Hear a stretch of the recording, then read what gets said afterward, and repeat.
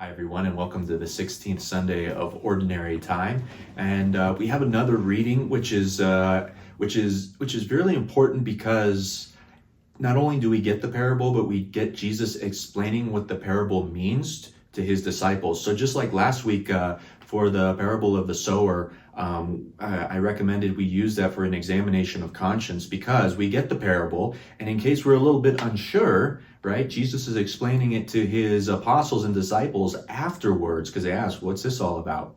We get that same thing today. And so what we get is we get really an answer in this parable to why bad things happen to good people, why the world is the way that it is. Okay, and so we hear the story that the farmer goes out and he plants all this great wheat, but then his enemy comes in and also plants the weeds. And so they're growing up together, and then one of the housekeepers is like, well, should we pull all of them up all together, right? And that's usually the indication that we're looking that can help us. It's just like God isn't going to take away all the bad people because it will be at risk of taking up all the good people as well, right? And so he's like, no, they need to grow together, and that's the world that we live in today, right? And we're not saying bad people bad, but people who choose to abuse their freedom so as to become weeds, right? People who are going to choose against God, who are going to choose against their neighbor, make their life all about themselves, and they'll just constantly take and never give, okay? And those are the weeds.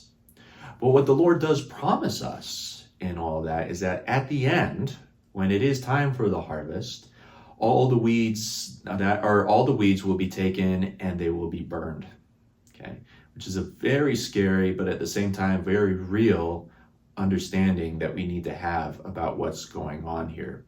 So a lot of times, if you're like me, I complain about the weeds. And of course, I never think that I'm a weed, right? It's just like, I've got to be the wheat, right?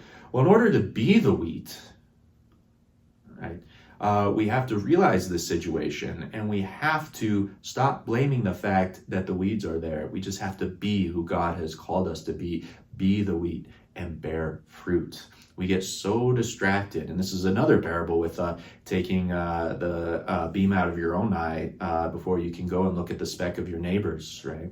This is the situation that we're in right now, and most of our distractions, most of the things we lose our peace about, most of the things that make us so angry and displaced and steals our inner peace is the fact that we're worried about the weeds. God knows about the weeds, and God is going to take care of the weeds. In the end, justice will be fulfilled.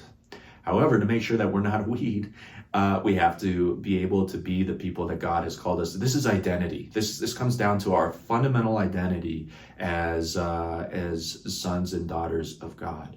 When we forget that and we blame the weeds, right, we become a weed. We're not being a thing acts according to its nature. We have to act according to who we are.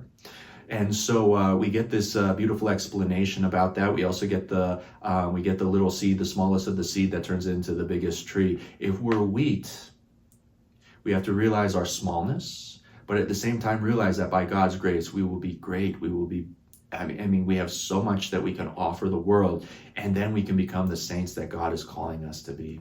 So as we approach the table of the Lord today, let us ask God, take my attention off of the weeds. It's just a distraction. They're there, you know about it, but help me to be what God has called me to be. Help me to be the son and daughter that he is calling me to be, and to one day be able to see him in heaven face to face.